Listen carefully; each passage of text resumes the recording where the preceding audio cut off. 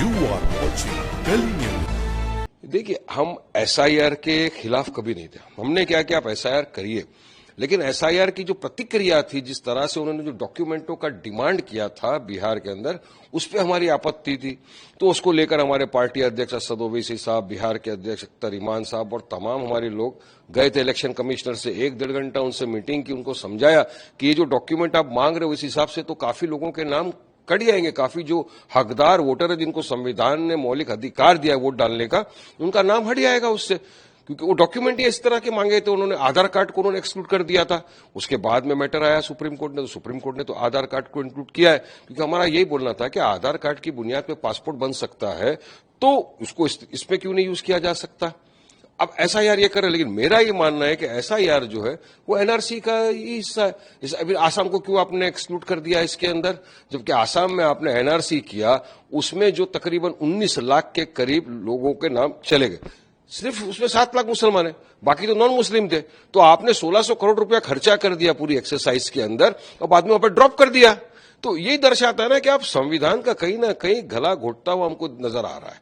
तो आप करिए, मगर संविधान के दायरे में रहकर न्याय इंसाफ के। पूरा विपक्ष जब बोल रहा है कि इसमें चोरी हो रही है, जो भी वोट चोरी हो रही है, और उसके बाद सिर्फ बीजेपी वाहिद एक पार्टी जो सपोर्ट कर रही है, तो इनको नाम डिलीशन से कोई फर्क नहीं पड़ता, ऐसा लग रहा है हमको। हम तो देखा कल के जो महागठबंधन के अलायंस थे, ठाकरे परिवार, उन्होंने भी कल प्रेस कॉन्फ्रेंस करके बताया कि किस तरह वर्ली के अंदर हमारे एरिया में 16,000 वोटर अचानक से बढ़ गए। तो ये सारी चीज जो विपक्ष बता रहा है, उसकी इंक्वायरी करना चाहिए। इलेक्शन कमिश्नर को पूरी तरह से इसके बारे में आके स्पष्टीकरण देना चाहिए। हमारे पार्टी के जो महाराष्ट्र के थे, औरंगाबाद के इम्तियाज भाई एमपी थे, उन्होंने भी कहा कि जब उनका चुनाव था उस दिन शाम को 5 बजे के बाद में बहुत सारे नए नए चेहरे दिखने लग गए, अचानक से भीड़ जमा हो गई। जो पहचानते भी तो औरंगाबाद के लोग नहीं पहचानते उनको, तो वो कौन थे, क्या थे, सीसीटीवी फुटेज मांगते नहीं देते, आप लोग बोलते राइट टू प्राइवेसी का उल्लंघन हो जाएगा। तो कहीं ना कहीं ये दर्शाता है कि इलेक्शन कमिश्नर को छुपा रहा है, उसको क्लैरिटी, स्पष्टीकरण देना चाहिए। फ्री एंड फेयर पोल होना चाहिए और एक ट्रांसपेरेंसी इसमें होनी ही चाहिए। तो जो विपक्ष बोल रहा है वो भी सही है, इलेक्शन कमिश्नर को उसके अंदर स्पष्टीकरण देना ही चाहिए। देखिए साहब, जब ये वक्फ का काला कानून, हम इसको बोलते हैं ड्रैकोनियन लॉ, जब पार्लियामेंट के अंदर सदन में पेश हुआ, उस वक्त सबसे पहले उस वक्त के काले कानून के बिल को अगर किसी ने फाड़ के फेंका तो हमारी पार्टी प्रेसिडेंट असद ओवैसी साहब थे। तब कहां थे ये लोग, इनका तो अता पता ठिकाना नहीं था। उसके बाद में जब सुप्रीम कोर्ट में इस काले कानून को चैलेंज किया गया, वहां भी हमारी पार्टी याचिका करता है, हमारे अख्तर इमान साहब, ओवैसी साहब ने डाली है वहां पे पिटीशन सुप्रीम कोर्ट के अंदर, जिसके अंदर सुनवाई चालू है और सुप्रीम कोर्ट ने इंटरिम आदेश भी दिया है। कुछ जो प्रावधान इन्होंने लाया था वो हमने कहा कि नहीं, ये बेबुनियाद, उसको तो सुप्रीम कोर्ट ने स्टे लगा दिया। लेकिन हमारा ये मानना है कि तमाम जो ये लोग इसके अंदर छेड़खानी कर रहे हैं, वो साफ ये नीयत दर्शाती है बीजेपी की, इनकी नीयत में खोट है। इनकी नीयत है हमारे मुसलमानों के कब्रस्तान, यतीम खाने, खानकाहें को हजम करने की, यूसरप करने की इनकी गंदी नीयत है। हम इसका अपोज करें। मुस्लिम पर्सनल लॉ बोर्ड ने पूरे देश के अंदर संविधान के दायरे में रहकर एहतजाज छेड़ा, हम उसका हिस्सा है।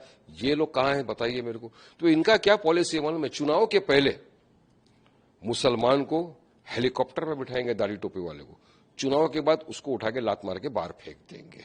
चुनाव के पहले मुसलमान मेरा भाई है, उसके बाद अपना काम बनता, भाड़ में जाए मुसलमान की जनता। आज अब इनकी हिपोक्रेसी देखो कैसे एक्सपोज होती है महागठबंधन वालों की।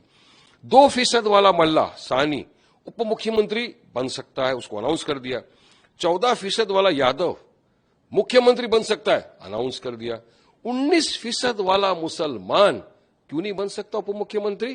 क्या आपको पूरे बिहार के 19% मुसलमानों में कोई एक ऐसा चेहरा नहीं दिखा जो बिहार का उप मुख्यमंत्री बन सके?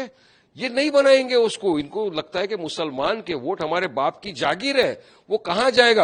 यानी मुसलमान सिर्फ तुम्हारे लिए दरी बिछाएगा, तुम्हारे लिए चटाई लगाएगा, कुर्सी लगाएगा, हार पहनाएगा, रमजान में तुम आएंगे, तुमको खजूर खिलाएगा, तुम उसको टोपी पहना के चले जाएंगे। क्या मुसलमान इसीलिए है? क्या उसको भी हिस्सेदारी चाहिए? और हम जब हिस्सेदारी की बात करते हैं कि साथ में आइए साहब लड़ेंगे, हम अलायंस की बात करते हैं कि हमको 6 सीट के ऊपर अलायंस कर लीजिए ताकि सेक्युलर वोटों का विभाजन ना हो, वो नहीं करते। मतलब इस साफ कहीं ना कहीं इनकी नीयत में ही खोट हमको लग रही है कि इनकी नीयत ही नहीं है बीजेपी और एनडीए को हराना। हम तो चाहते हैं कि बीजेपी एनडीए को हराए, इसीलिए हमने दिल पे पत्थर रख के हम गए अलायंस के लिए। ठीक है साहब, आइए साथ में मिल के लड़ेंगे, सेकुलर वोट का विभाजन न होगा, और हमने 6 सीट की मांग की थी, वो भी इनको नहीं देना। हमारे पार्टी प्रेसिडेंट अख्तर ईमान तो इनके घर पे चले गए पटना में, बोले तेजस्वी यादव अपने कानों को खोल, नहीं तो फट जाएगा तेरा MY समीकरण का झूठा पोल।